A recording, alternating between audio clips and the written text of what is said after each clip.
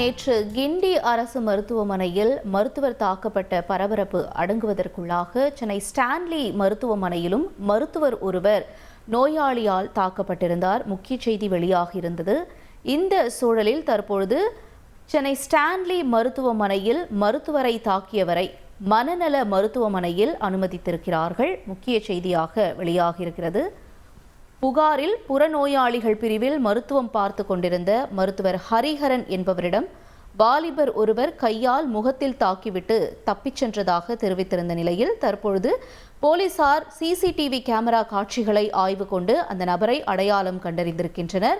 இதனைத் தொடர்ந்து நீலாங்கரை எம்ஜிஆர் நகர் பகுதியைச் சேர்ந்த பரத் என்பவரை கைது செய்து விசாரணையும் நடத்தி வந்தனர்.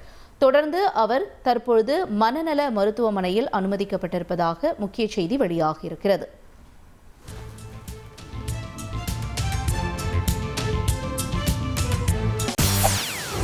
செய்திகளை உடனுக்குடன் தெரிந்து கொள்ள உடனே சப்ஸ்கிரைப் பண்ணுங்க.